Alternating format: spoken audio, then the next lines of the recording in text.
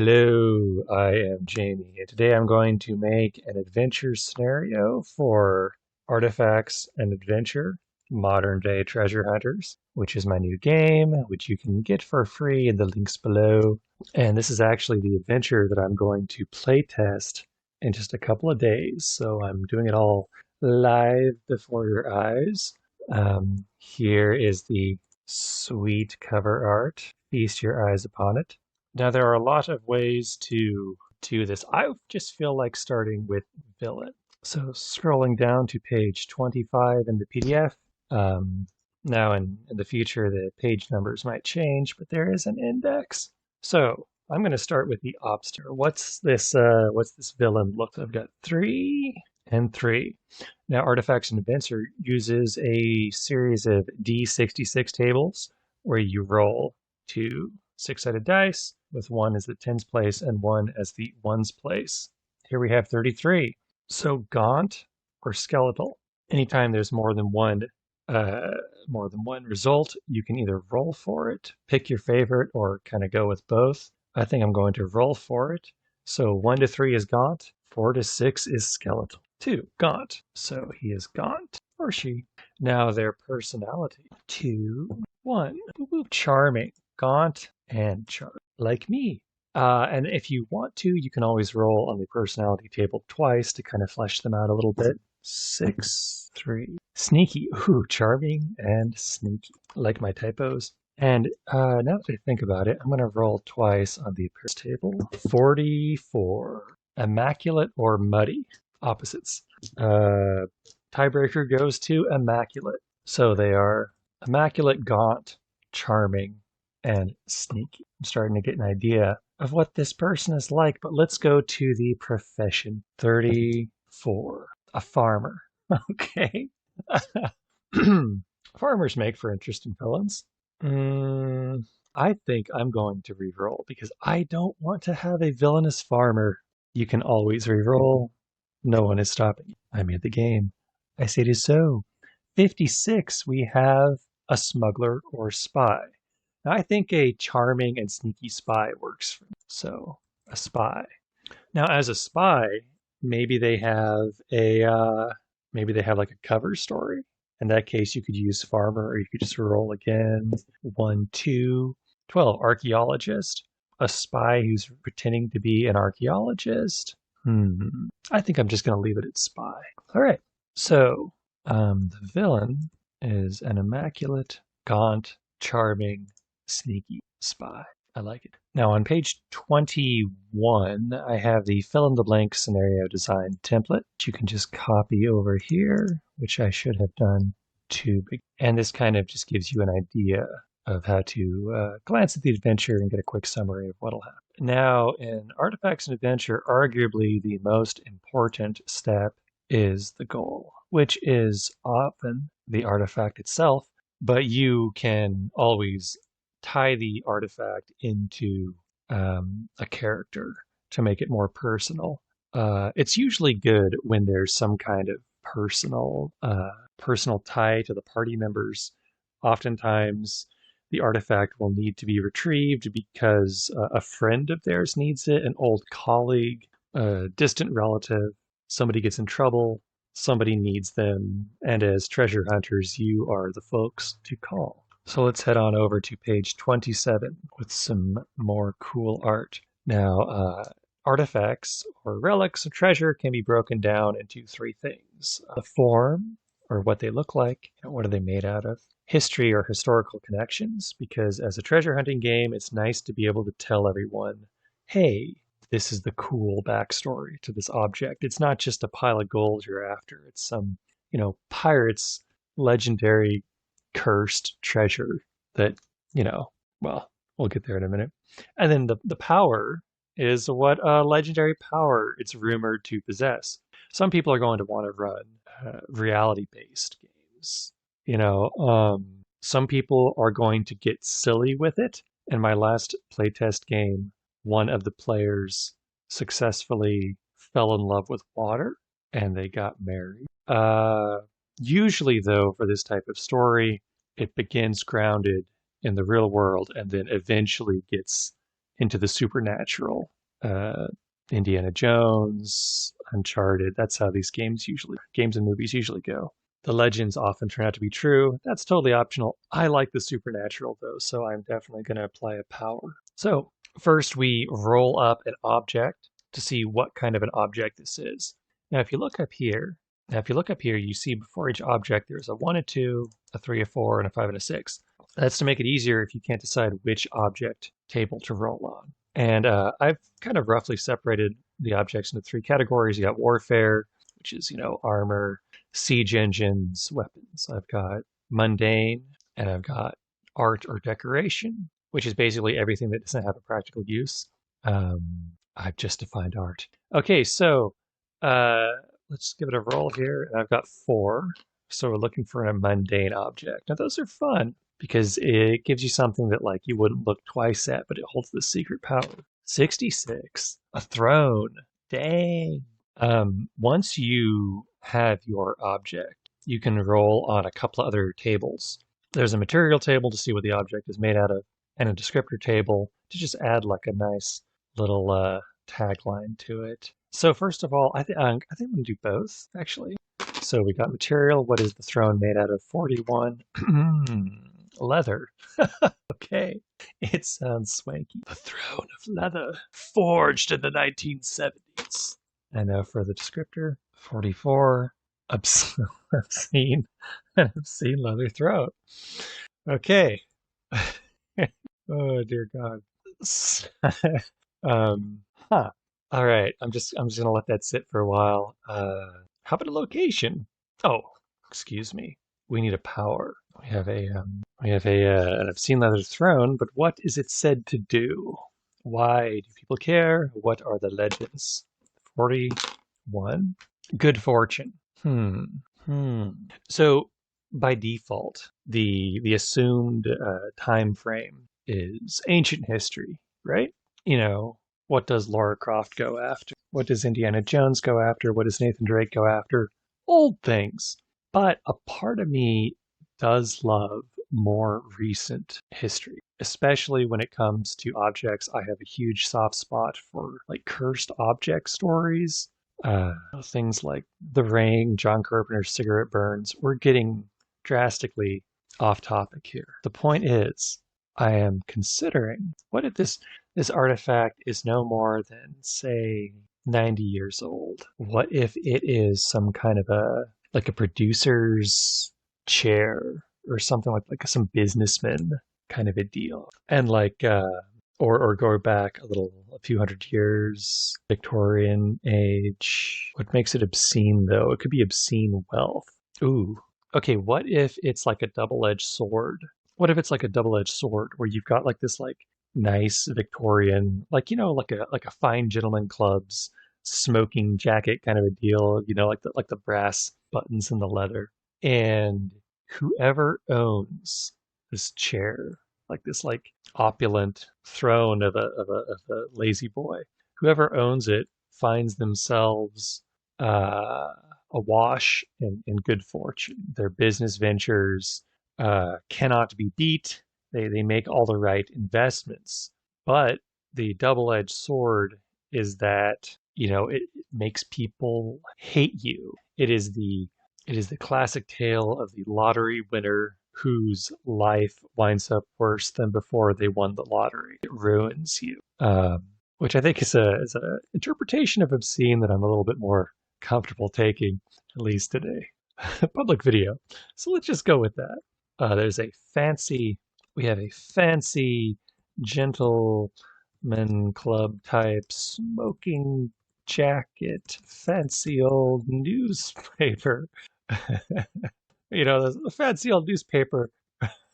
Monocle man, and brings obscene wealth and good fortune at the cost of making everyone around hate you. Yeah, I kind of like that. Just for kicks, let's try rolling a different magical property.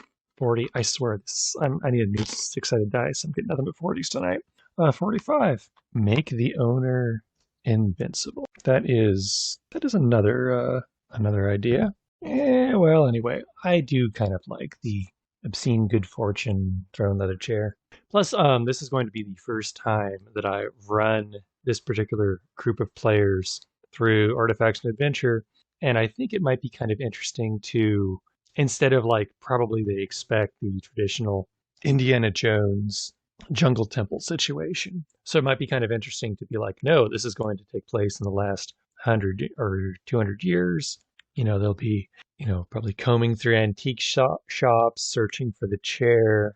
Uh, yeah, I mean, it's different. And that's the whole point of these random tables is I never in a million years would have designed a treasure hunting adventure around a leather throne. And yet here we are.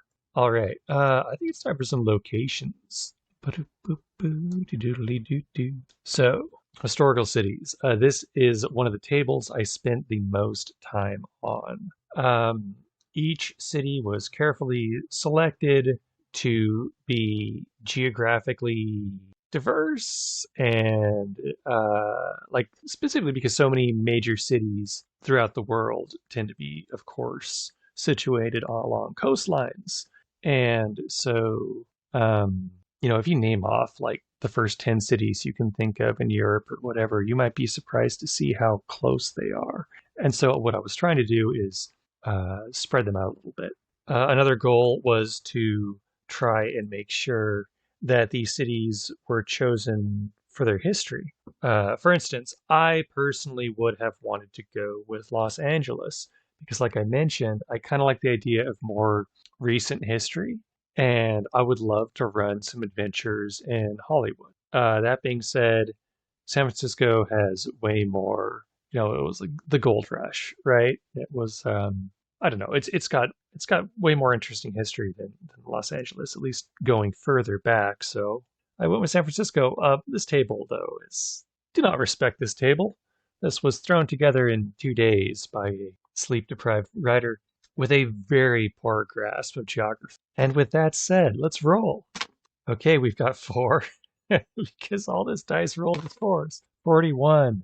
Bangkok, Thailand. Oh, I think that's a pretty cool place to be. Now I'm going to put down locations because I like to run like globe hopping adventures. And so if Bangkok is where the adventure ultimately winds up, where does it start? 1-6. It starts in Washington, D.C. Monkey's Brains. All right. I like it. I like it. So maybe there's like a government contact that assembles the group. One chapter that I'm going to add to this game is factions. I have several factions, like kind of both a pre-written faction, both organizations you can work for and organizations you will be competing against, maybe even a little bit of both in terms of the players being mercenaries who one session work for these guys and the next session they're working against them, which can make for some interesting politics. Like you don't want to open fire on this group that you so recently worked for. Maybe they're friendly rivals, or maybe you're thinking about your reputation. That's not in the book yet. But I will also include instructions for how to design your own factions. For now, though, let's just say we start in Washington, we go to Bangkok, and then how about one more 6-5, just to toss that out there. Morocco. Marrakesh, Morocco. Interesting. So in the book, I talk about adventure design, and I give two of my favorite analogies for how to structure an adventure under railroads and plotline. And here I talk a little bit about how your job isn't to write a story. Your job is to craft the initial scenario with a clear goal, populate the world with colorful characters, breathtaking locations, danger, excitement, and shiny treasure. And then it's up to the players to decide how they can engage with all that stuff. And this is an analogy I came up with more recently, and it really appealed to me. Imagining your scenario is a bay of water with dozens of little islands. And those islands are NPCs, locations, treasure, big set pieces, etc. The idea being you can pick where the adventure will start. And in this case, I'm picking Washington, D.C. And you can sort of pick where it will end because you get to place the artifact everyone's looking for in Thailand. But along the way, let's say in Morocco, it opens up a little bit, and there are like just like a lot of different options for them to visit. And depending on where they go and how they handle that, they will be better prepared for what awaits them in Thailand. They will maybe have a better idea of what to expect from this legendary leather throne. Maybe they'll beat up some bad guys, interrogate them. Who knows? It is once we hit Morocco, there's going to be a lot of places. So, do we need to come up with specific locations for Washington, D.C.? I'm just going to say no. I think in this case, I hear Washington, D.C., and I think I'm just going to go with some kind of a government building. Maybe kind of like that, that last scene, top mid in Indiana Jones. You've got like the warehouse, right? Maybe there's kind of like a Warehouse 13 deal, like this unassuming government storehouse where a few of the employees are kind of like the librarians, like they know the true value of all this business, but they are underfunded, not respected by their colleagues and superiors, too, what do you call it? Too, not good, but ethical? Like they're not going to take advantage of these magical items for their own betterment. So I'm just going to down here, I'm just going to write faction. So yeah, like let's say that there is kind of like a Warehouse 13 librarians kind of a deal, like a lost artifacts room or some unassuming like storage, like the storage unit. Yeah, the basement. Yeah, because I like that. It's a little bit ominous. The basement, right? This is like the weird stuff. It's kind of the X Files. Like there's stuff winds up in the basement. So who runs the basement? Boom. NPC appearance table. Person who runs the basement. 63. Trashy makeup. Oh boy, I am not feeling that one. Let's roll it again. 26. Eyeglasses. Now we're talking. Okay, so basement organizer eyeglasses. Trashy makeup and eyeglasses is kind of fun. Like what if it's run by like a John Waters looking like character looking secretary, like blue eyeshadow. Like that Drew Carey, the Drew Carey sitcom. There was one of his co-workers. It was like moo-moos and like blue eyeshadow and stuff. That might be an interesting thing where like the organizer of the basement, no one ever gets to meet them. They don't get further than his secretary, but secretly the secretary is the organizer, and she just kind of like puts on this kind of act so to disarm people because people might tell her things that they wouldn't tell the organizer, like in frustration because she won't let them pass. She's the one. She's like the quest giver. Kind of like that. I kind of like that. Also, I'm gonna send my players to this video after they go on the adventure, so they will know the secret of the organizer. Oh, but your characters do not know this, so do not tell your characters. What is her personality? And I will say, since she's kind of like duplicitous and putting on this act, the personality could be either the organizer's personality or the secretary's, depending on what we roll. 40, big surprise dice. You notice how it's always like 40 something, but then like the ones place varies from 1 through 6, but specifically the tens place is always 4. Interesting. 46. Pessimistic. Let me roll. 53. Reckless and unreliable. I kind of like unreliable.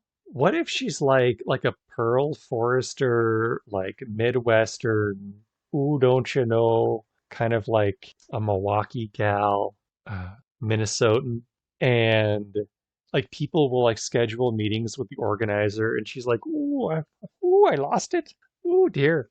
Yeah, unreliable. Ooh, I lost the form. Oh gosh. Oh gosh, I lost the form.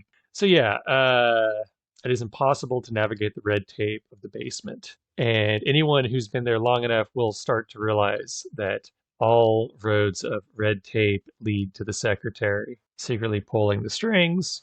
I'm not even going to roll on the profession as I just kind of like came up with it. I don't have to. Yeah. Names. Did I include a name table in this book? I don't think so, which is a shame because I am bad with names. That will definitely be a an addition. In fact, down here, I'm gonna write note to self. Where's the names, dude? And factions. Okay, so I like the idea of the basement. I like the idea of the organizer. Okay, the head of the basement, a secret DC storage unit for strange artifacts. I can usually type better than this when I'm not like thinking and typing at the same. The head of the basement, a secret DC storage unit for strange artifacts, tends to be a Minnesotan, right? A Minnesotan secretary with, big red hair and trashy makeup who forgets everyone meetings, but is maybe too sympathetic to really get mad at. I kind of like that idea. Like she's not like a surly secretary. It's not like you're running into a brick wall. It's like somebody's like nice little grandma keeps messing things up, and you're just like, "God, I can't yell at her." Yeah, so that'll be a kind of a fun scene. We've got bumping heads with this secretary.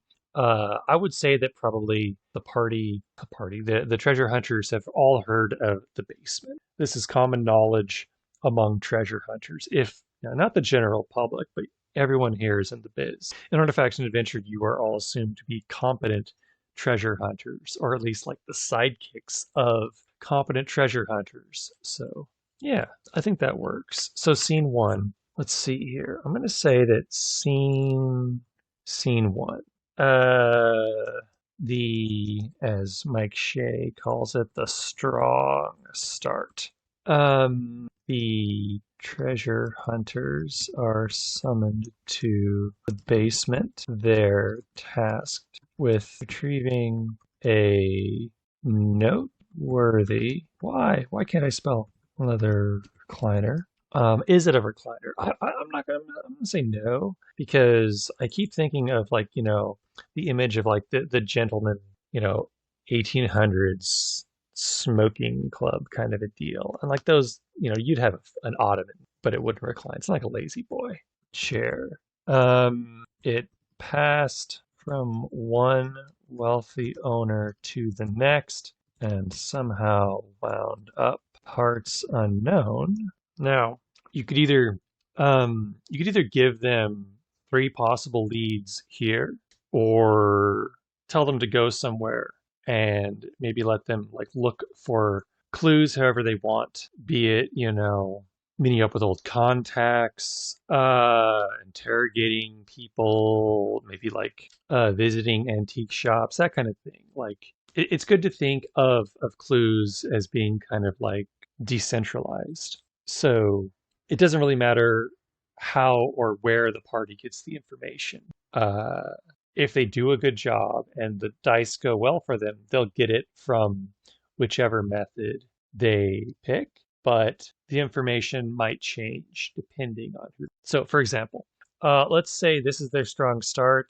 The question is like, if there's not really anything for them to do in this scene, because like I've put a lot of not a lot of I've put so much work into this. I've put a lot of thought into this opening scene, so there needs to be some interactivity. Not necessarily like interactivity, but like why would I make people role play this out? Okay, I've got it. So let's say that there's three possible places that they could wind up in, right? Like the is it the I'm just going to say instead of the organizer, it's the director, which is a very like control kind of a name. I love control. It's a great. So the director as what's a good name for secretary? I'm going to say, Edna? Edna. Okay, so the director has three possible leads. Let's say depending on how well they handle. Like this is kind of like a job interview, right?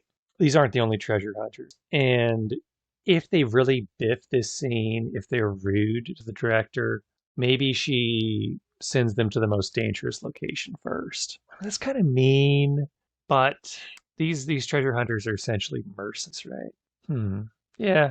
Yeah, I think that's kind of makes sense. Um, so the director, three possible leads. So the leads will take place in Morocco. Now we get to use a fun table. Pum, pum, pum, pum, pum. This is the exotic location, urban locations table. Alrighty-roo. So I'm gonna roll, I think it's a 3 and a 4. The first zone is a mansion. The second zone, D4, a golf course. I like this. Yeah. Cause see, this is a freaking like a little wealth chair, dude. You sit in this thing and get all the money. So yeah, previous owners can be found in mansions and golf courses. 4, 6, a pawn shop. Ooh, this is perfect, right? Whoops. So, now recently I started to use Justin Alexander's 5 node mystery design, even for not mysteries, which is basically just like a twist on node based scenario design, or I forget what the Extreme Dungeon Mastery book has a name for it. It's like flowchart design or something. Uh, Basically, the idea is you have a starting point, then you have like 3 different locations that all have clues that lead to the other locations, ultimately leading to the destination. So I like to kind of in this kind of game, I like to kind of bury a clue or a lead straight to the treasure. So if they just, I mean, you want to reward through role playing, you want to reward lucky dice rolls and stuff. So maybe there's like a hidden clue or lead so that the first place they go, maybe they'll find out where to go next, which would be Thailand. But much more likely, they just wind up at one of the other places. So there's now how you handle these clues is up to you. For one shots, I like to give them fairly liberally, like gumshoe style. You don't want to hide key information behind a dice roll because that could mean that the players roll poorly and they never find the key information. You want to hide like supplementary information behind the dice roll. So how I like to handle that, especially in a one shot where you want to have the full adventure in a couple of hours, what I do is, they'll pick one of these 3 zones to start at, right? Probably it'll just lead them to the next zone. But if they don't uncover their destination by the 3rd zone, I just give it to them. And that doesn't mean that it's just like you show up at the pawn shop and the guy's like, hey, go to Thailand. Players should still earn it somehow. And one of the best ways to earn information is through combat. You get jumped in an alley by villains. You beat up these goons fairly easily, and you see that they're all wearing black rings with red scorpions on them. And now you know that you're being hunted by the Red Scorpion Assassin's Guild, right? That's not just giving them the information. They had to beat the Scorpion Assassins to get it. But since you're designing the adventure, you were fairly certain that that wasn't going to be like a fatal encounter. Things like that. So, just to get back on topic here, we've got Marrakesh and Morocco. We've either got a mansion, a golf course, or a pawn shop. So, let's see here. I want to say that the mansion is definitely a lead. There's some like wealthy guy, kind of like an industrialist good thing, or it used to belong to a wealthy industrialist before the chair ruined him. Let's head over to, let's see, professions. Who did this mansion belong to? 1, 4. The mansion belonged to an artist. I like that. Art is like a weirdly subjective thing, and maybe there was like a street artist who picked up the chair in a pawn shop, right? Like at that point, like it's kind of like ratty, could have had like cigarette burns in it, like this would have been more recent. And like that turned them around. All of a sudden, they became a success, even though like, they're not a good artist. And maybe like they knew that they never deserved it, and so it kind of like haunted them. And maybe they gave the chair away. So yeah, or like they just like dumped it somewhere. let's see here. So yeah, I like that. We've got a mansion that belonged to an artist, turned out to be kind of a fraud. We gave it up. Maybe he's still like like living on the grounds. Gave up the chair, dumped it, living on the grounds like a bum. Uh, Happier than ever. Yeah, so maybe that'll kind of like show that like there's this like corrupting chair. There's a way out of it. Like you're not totally destined for ruin, just because like you sit in it for 5 minutes. Maybe he dumped it on a golf course. Uh, Now since I don't know anyone who would give up like a sure source of money, maybe he doesn't think much of wealthy folks. So like he could have purposely dumped it on this golf course. Like see how see how they like it deal. A Morocco golf course. I don't even know. I don't even know. I mean, with irrigation, anything is possible. I'm going to check. I'm a little bit curious. Ladies and gentlemen, golf courses in Morocco are beautiful. Okay, so yeah, we've got I like that. So the golf course. What's the dealio there? I'm kind of thinking like the golf course would be like a good launching point for Thailand. You know, it's kind of like a it's like a tourist place. A visiting, yeah, a visiting tourist spotted the chair, ordered his cabbies to load it into his now. I almost said tour bus because like how are you going to load a chair? You're not going to put that in a sports car. Now I'm starting to wonder maybe this chair once belonged to a poet and it specifically enhances artistic talents. And yeah, yeah, I kind of like that. So let's go back up here or down here. Where is it? Okay, cool. The artifact. So let's see here.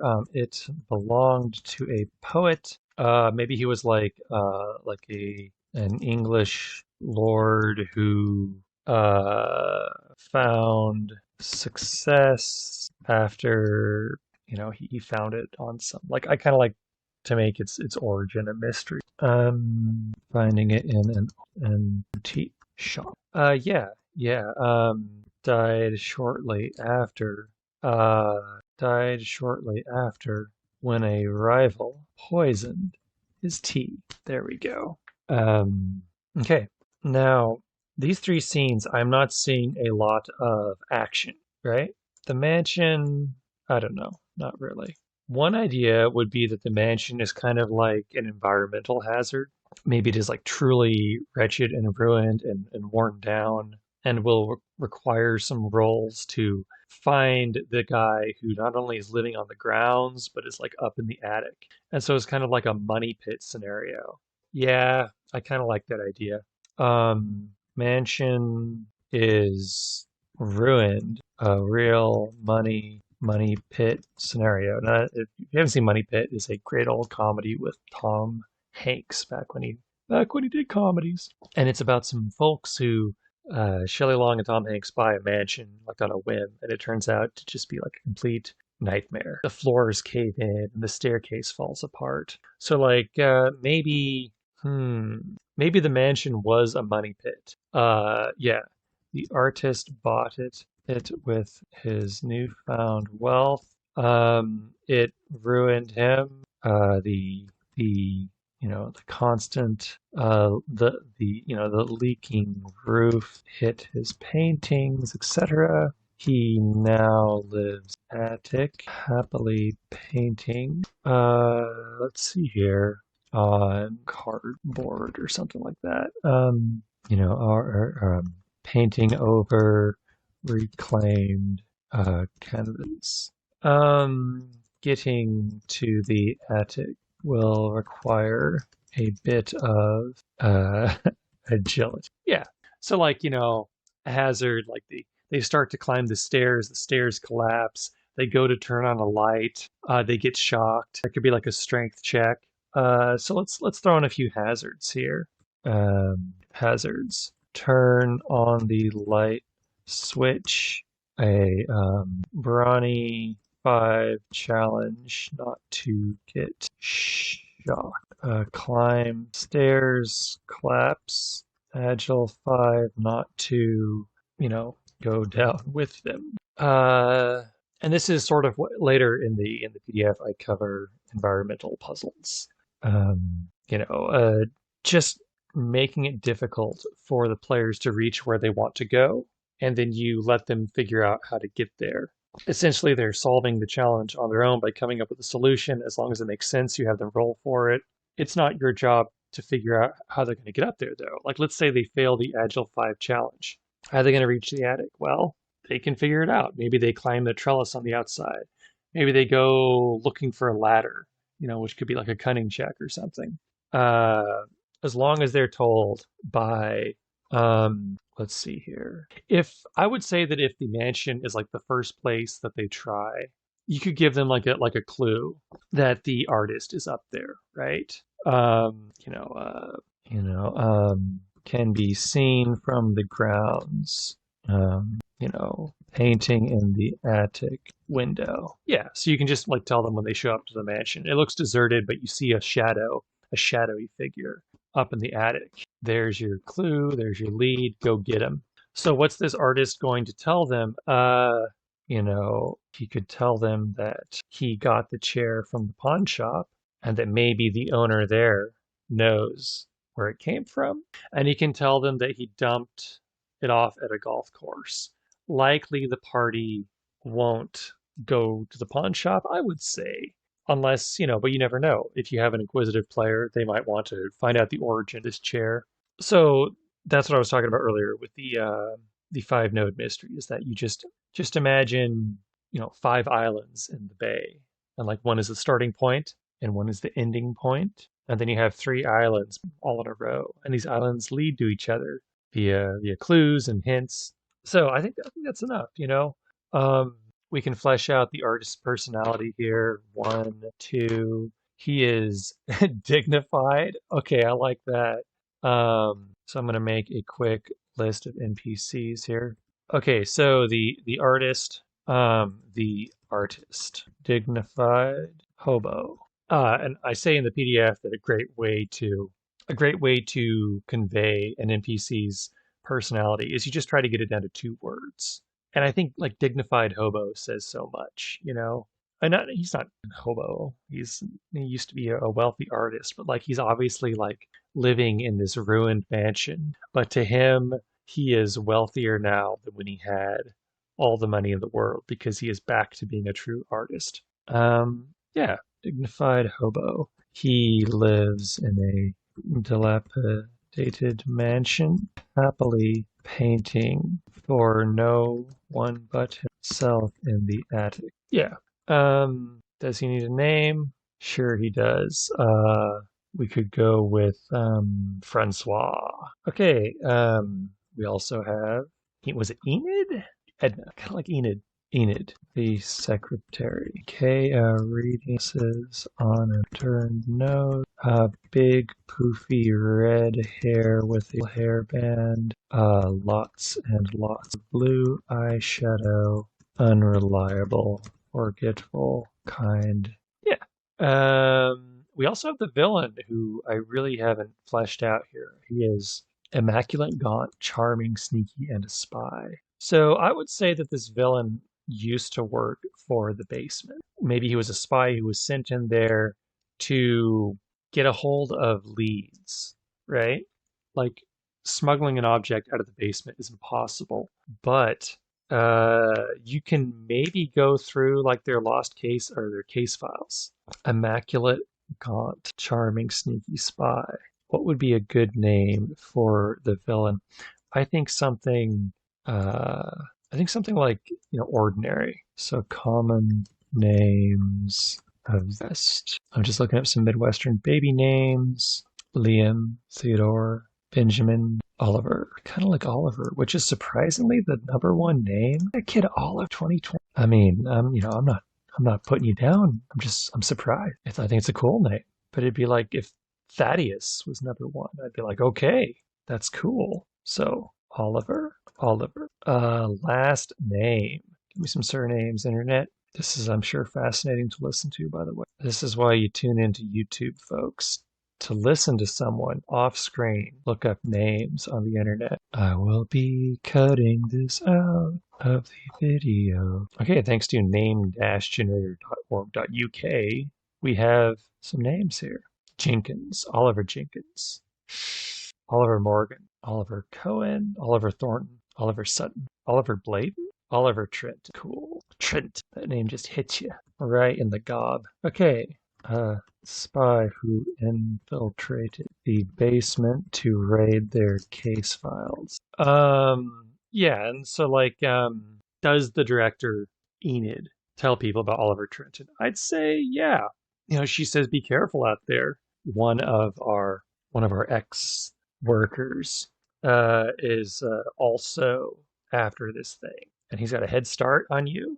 And he killed someone to steal the information. They don't know who he works for, but he's dangerous. Okay, so I'm liking this. Now, the pawn shop would be probably a good place for some combat. Let's see here. It's a seedy part of town. I think that let's see here. Maybe a gang spots the treasure hunters entering the pawn shop and wait for them outside.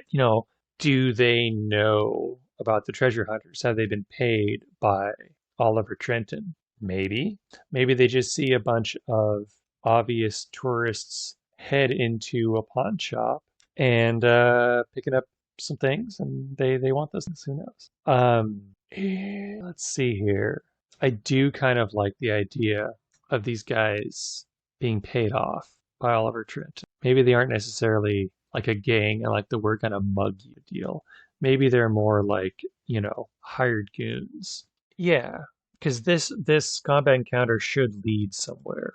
So the goons were hired by Oliver Trenton, told to jump or told to take care of any flashy outsiders. Well, maybe not flashy, because you don't want to assume that the party's going to be flashy. The first thing they could do is disguise themselves. And maybe if they do disguise themselves, you don't do this combat encounter, depending on how well the disguises are. But probably they're just going to roll in looking outlandish. Probably just like a bunch of like American tourist looking folks rolling into this pawn shop. Oliver would, pay them to guard it because he knows how the basement operates. He knows that the basement would tell you to come here because he came here himself. Yeah. And all this information can be given by the goons. People don't want to fight to the death. Once it's obvious that they're getting wiped out, they could surrender. They could also have like a letter from Oliver, some kind of a clue. Any tourists who come asking about a leather chair. Maybe the pawn shop owner was paid off. He, has a button under the table, or he excuses himself to make a call. Yes, Oliver paid off the pawn shop owner, told him to excuse himself and make a call if any tourists come around asking for a leather chair, summoning a hit squad. Good God, Oliver, you are diabolical. Do we go for a hit squad? Yeah, why not? You can't stop me. So yeah, ultimately, the information in this scene won't come from the pawn shop owner who is there to misdirect them. It will come from the goons from the fight. The pawn shop owner, let's see here. Maybe he looks really nervous. He is not a spy. He's just a crooked small business owner. He is obviously sweating bullets. The party will no doubt want to know about this business. Yeah, sweating bullets, obviously nervous, makes a call. Party gets jumped right after call. So the pawn shop owner, he can confirm that a immaculate, gaunt, charming fellow paid him off. He could also remember selling the chair to the artist. He remembered selling the chair to Francois. Gives directions. Let's see here. Ooh. Okay, so just to make this like kind of surreal and weird, which is kind of how I like to run my adventures. What if the hit squad are caddies? Like the party like leaves like after the pawn shop owner stonewalls them, and like standing across the street are like five caddies with golf bags.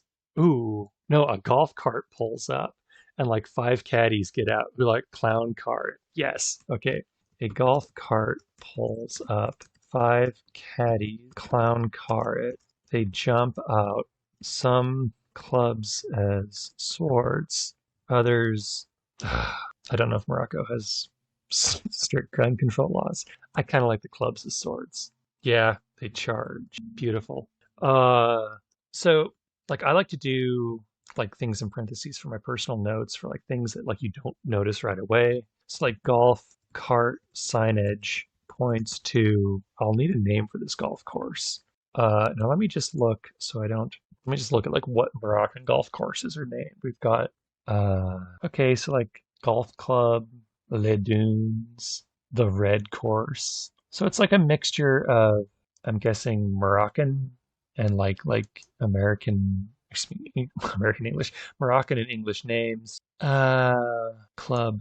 Let's see here. I just keep thinking about Club Dead.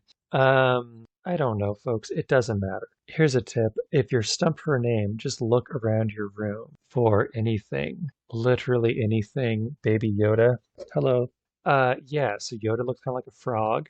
Uh, Lucky Frog, the Frog Pond, Golden Frog Golf Club. There. It's dumb. I don't care. Golden Frog Private. Now, if you tell people that there's a private club, they'll immediately want to get in that private club, kick down the doors, and demand to know where are they hiding their frogs. So, yeah, the Golden Frog Private Golf Course. Okay, so I think we have two just really good scenes here. You know, you've got the pawn shop scenario, and I will clean up these all. I would I will clean up these notes for my personal use, and I would definitely clean them up before distributing them. But you know, this will be enough. Like when you're running a game on your own, it doesn't quite matter as much. You've got dilapidated mansion. You've got the golden frog. Yeah. So here now you can kind of imagine like the you've got the basement that leads to three possible destinations in Morocco. Um, do you? Yeah, I kind of think I might. I don't know. It's tough. I always want to have like the initial scene not really count as a scene, and by that I mean I like to do a little bit of travel. Like I think instead of the director telling them about these locations, she's just going to be like, "Look, you need to go to Marrakesh. You'll have a contact waiting for you." Yeah, and the contact's dead when they get there. Okay, and then depending on the clues you find in the contact's room, you know, they can search the room, they can ask around. Those clues will lead to these three locations. Like the contact has been, you know, because that way it's not just, hey, here's these three places. They got to kind of work for it. And it makes it kind of more of an adventure in the true meaning of the word.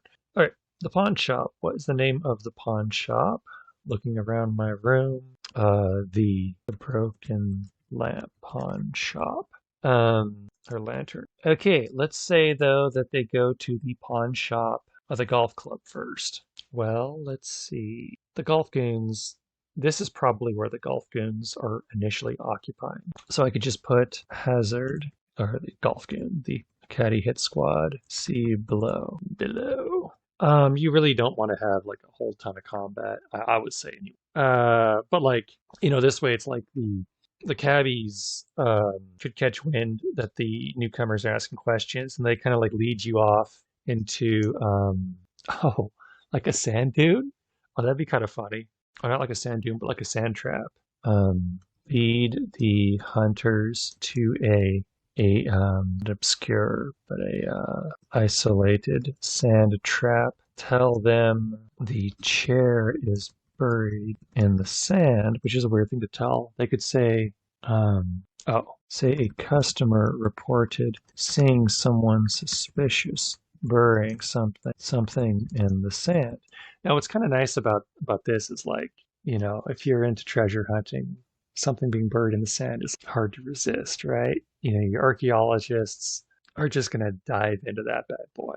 Um, um, the caddies attack, pelting the party with golf balls and switching to clubs for close combat.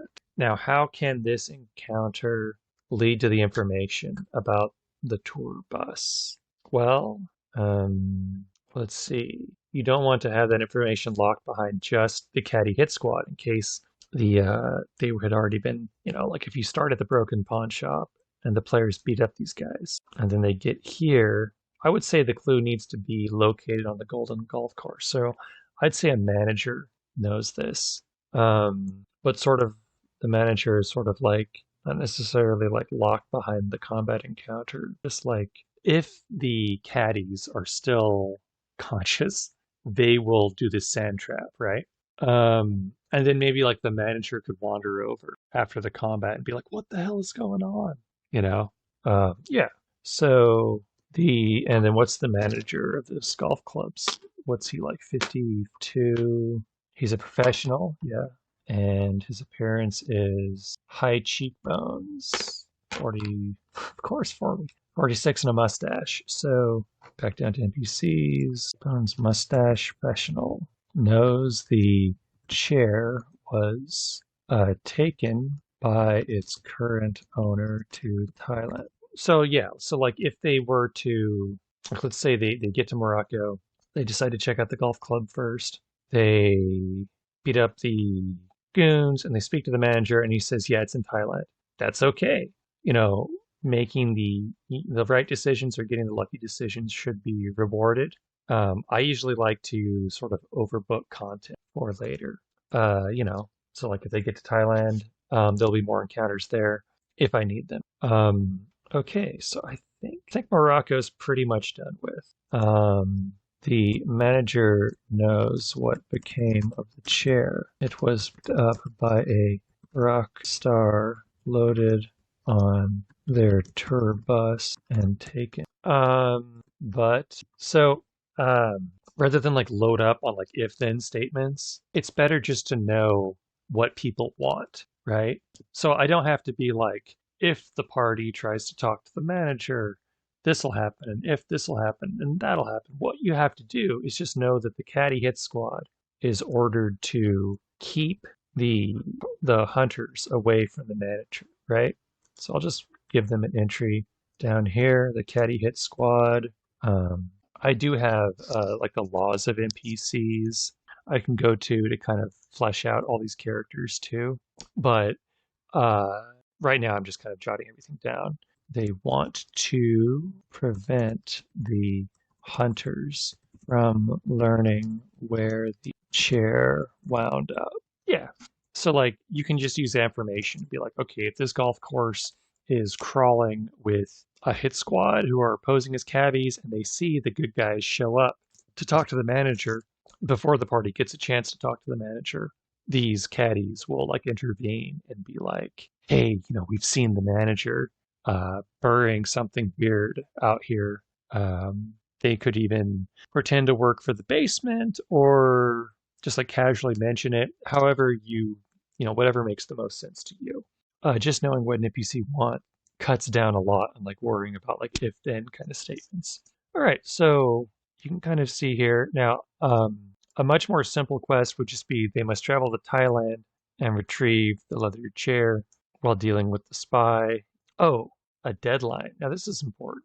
Why does this matter? Like deadlines are as an adventure designer, as a GM, it's always been hard to remember to make time pressure because a lot of it feels a little contrived. Like to me as a writer, it'll just feel a little contrived.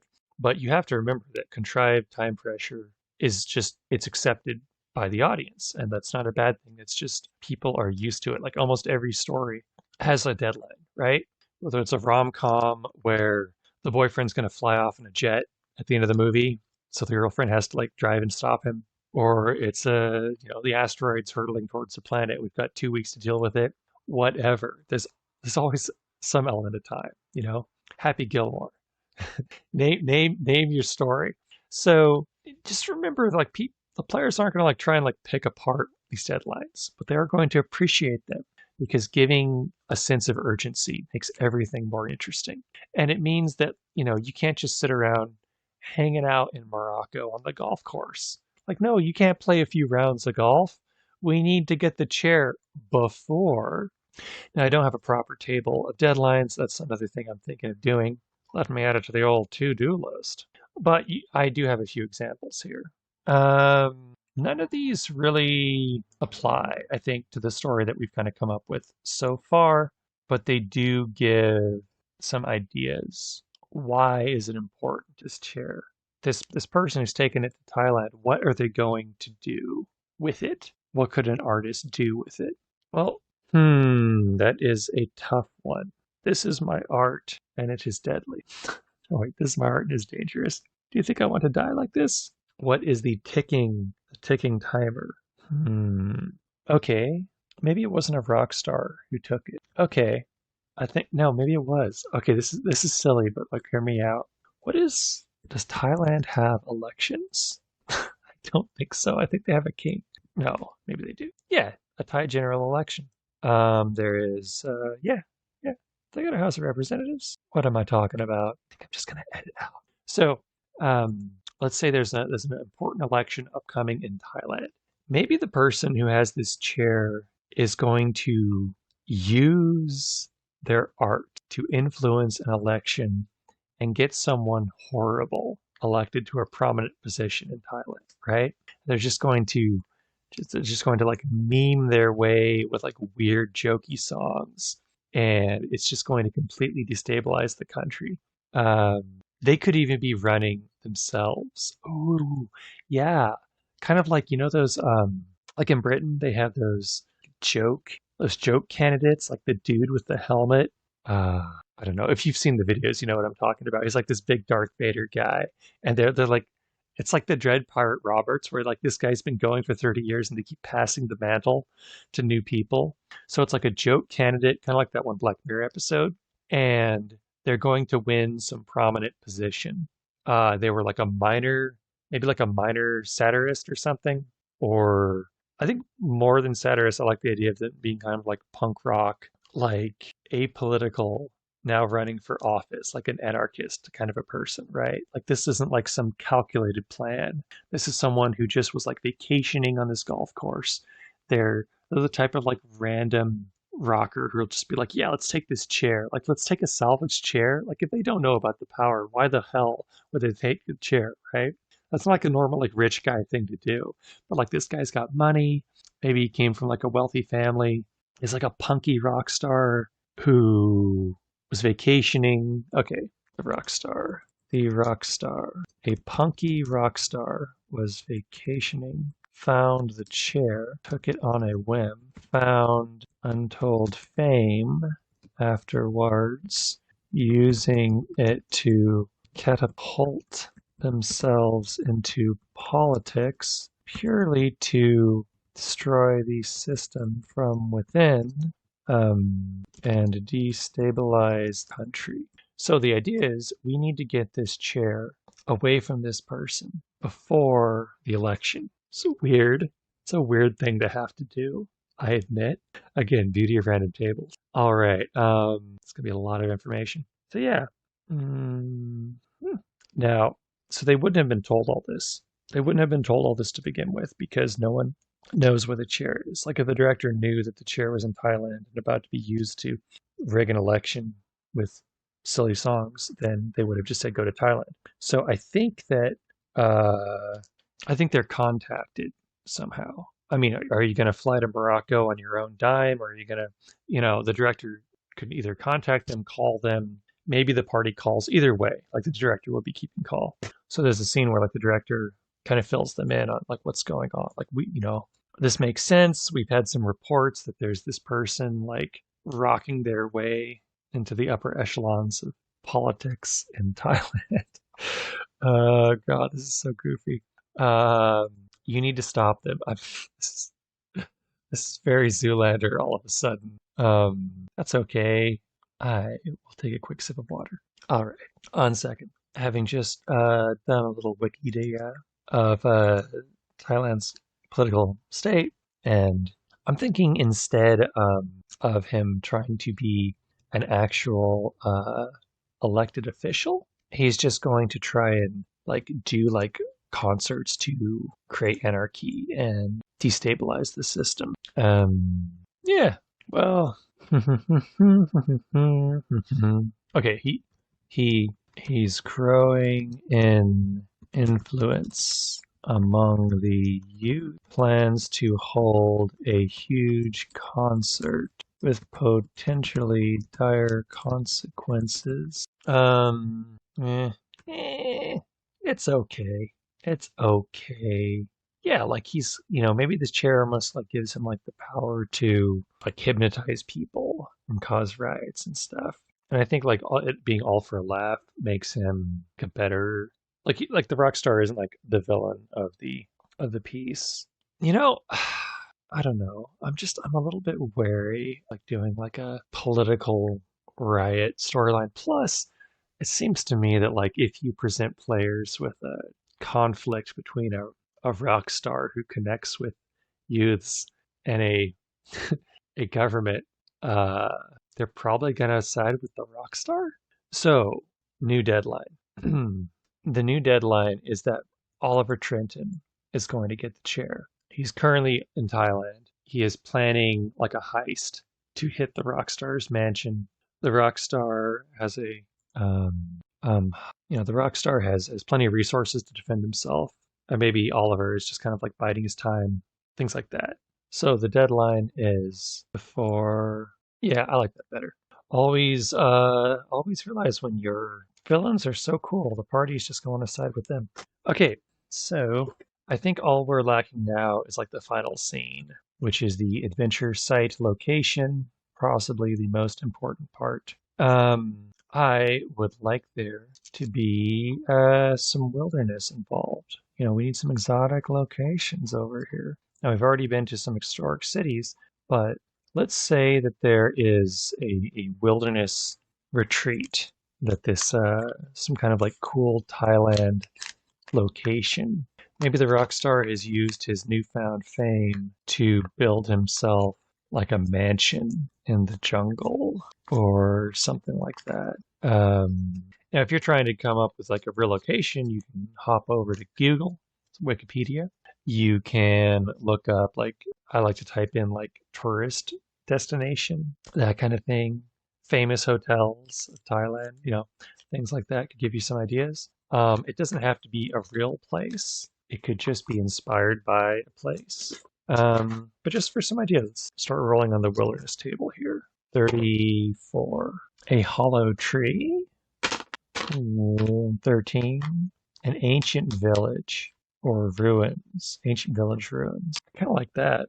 He's filming a music video in an ancient village ruins. Yeah, yeah. Okay, so check this out. Who is the rock star? What's his now? Since he's no longer involved in Thailand politics, he no longer has to be from Thailand. He could just be like a tourist or like a visiting dude. 1 minute he's in Morocco, the next he's in Thailand. He's like filming he's like globe trotting, filming music videos. He's paid off a government official to do a music video in these ancient village ruins. Yeah, I like it. When the party arrives, maybe he could have got himself into trouble. Like he's got like the heavy chair and it's like a sinkhole and like it falls and there's like this whole like buried temple beneath the village and like the hut he was in like caved in. So you have to find another way to get down there, then deal with like some. Originally, my plan was to like have an assault on the rock stars like estate, but I don't know, like that feels a little bit too much like the rock star is the bad guy, right? You're assault. If the final thing you do is assault someone's estate, that makes them the bad guy, kind of. So I'm thinking this kind of music video is kind of a fun idea. Yeah. So location. Okay, we've got ancient village ruins outside Bangkok, Thailand. Just because this is a name I love to use for unlikable NPCs who look like Baldwin brothers. The rock star's name is Brody Beans.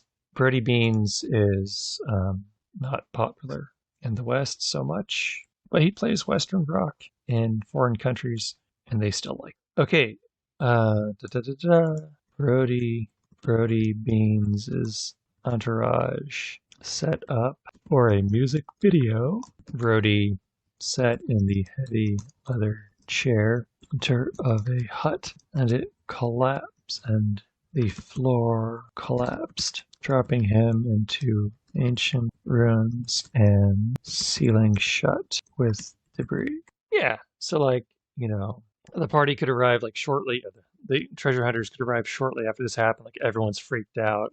Their star has gone missing. Um, how do you get down there, right? Maybe someone caught a glimpse of the stone walls, or like the manager could be like, they were told that this one, he tried to tell the manager tried to tell Brody to be careful that this village was said to sit atop ancient ruins, but Brody just kept talking about how rich his chair would make. Yeah, Brody's difficult to deal with. Okay, so now we have ancient ruins. So how do they get down there? Well, that just depends on what the party wants to do. I would have, multiple ways in. There could be secret entrances. There could be a demon faced tunnel leading to the river. There could be another entrance in a village elder's hut. And how would you find out about that? Maybe you talk to the locals who are like protesting this music video filming. Maybe just look for it. It doesn't really matter. The party will hunt down and try and find somewhere in there. It's important to get into the ruins anyway. I just wouldn't worry about it too much. What I would worry about is coming up with some fun time hazards once they're in there. Ancient ruins is your excuse to bust out traps. Traps come in 3 components: a temptation, a trigger, and the teeth. Temptation is what lures the hunters to their demise. The trigger is what the PCs must do to set off the trap, and the teeth is how the trap intends to kill you. This section will be greatly expanded for the finished book, but I'm still beta testing. Okay, we've got a 5. Food or water is the temptation. Trigger, we've got a pressure plate, and darts or spears. So I think I'm going to re-roll the treasure trap for the temptation, because food or water is fine for like a big, like if you get like stuck in a labyrinth and like you get hungry and thirsty, but for a quick jaunt, it's not going to matter. Weapons, I like that.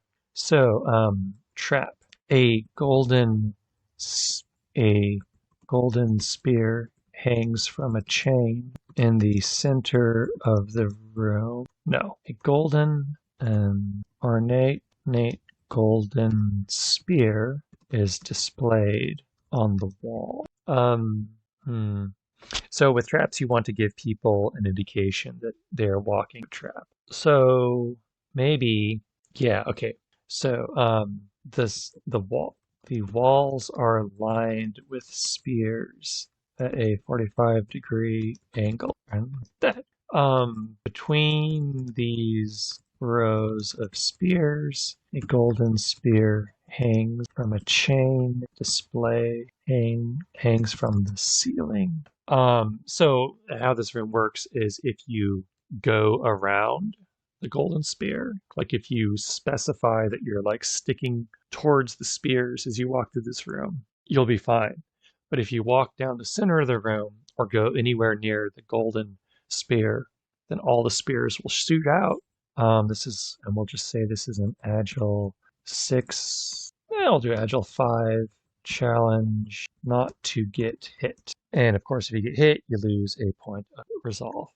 Okay, so that's one. That's one of them. How to maybe do another one. Got 3 hostages, 2 a tripwire, and the teeth 6 an explosive. Hostage, tripwire, explosive. That's right. Poor Brody Beans trap in a so like I say in the PDF here, one of my favorite tips, the lazy DM Mike Shea, is to name locations, even rooms, and they make them so much more interesting. So this is the spear room, and this is going to be the room of green spiders. Excuse me. So, okay, the stone walls are covered in spider webs. Um, in the far end of the room, Brody Beans sits in the leather recliner, looking terrified. Bandage over mouth, not bandage over, gag. Huge, okay, man-sized shapes enshrouded in spider webs cover the floor. So, when players see a room with spiders and people wrapped up in spider webs, what they're going to think is, uh-oh, there's a big spider in here. But what's actually going to happen is the notorious Oliver Trenton has hired his goons, and these psychos are willingly wrapping themselves up in spider web to hide themselves, and they're going to leap out of the spider webs and attack. These green spiders are harmless to humans. But the trap is there is a tripwire hidden among these spider webs is connected to explosives. And we'll just say that these explosives are big enough to, damage you as you walk by. It's not like a huge explosion or anything. It's like a little controlled blast because Trenton isn't trying to hurt, his goons or the chair or Brody. So Trenton has made it here first. I guess Brody could have been like missing for like a day or something. Yeah. To give Trenton time to set up this trap. Or let's see here. Okay, so if the hunters ask around, they learn Brody Beans insisted on doing a music video here. 2, there are several secret entrances, and 3, another batch of foreigners was seen entering in the area an hour or 2 ago.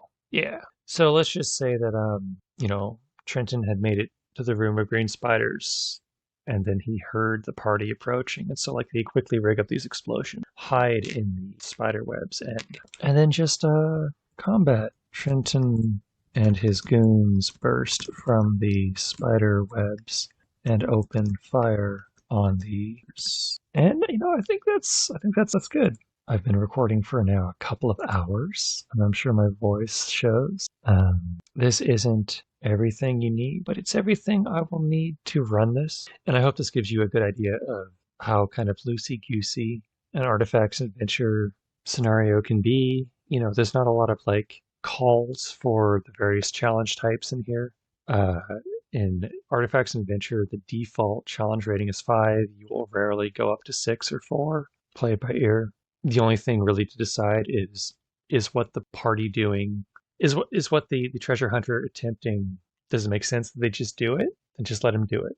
And does it make sense that they couldn't possibly do it? Then tell them no, it's not going to work, or it doesn't work. Like, sorry, you turn up with nothing. But if there's an interesting chance for failure, it could go either way. Just pick a trait. Agile for anything dexterous or fast, brawny for anything involving muscle or like withstanding spider venom or things of that nature, winning a drinking contest, or cunning for, if you're trying to get more information out of someone, if you're trying to notice a detail, and it's usually 5. So like I usually don't come up with a whole bunch of different challenges with traps and things. I'll put them down there. But yeah. So in a couple of days, I will run this. I will let you know how it goes. I'm sure that future recordings are going to be a little bit less spotty than this one. This is only my second time doing one of these, so I hope you all enjoyed it. Information. And I'm signing off now. Once again, check the video description for links to the blog where you can get Artifacts and Adventure for free. Have a night, everyone.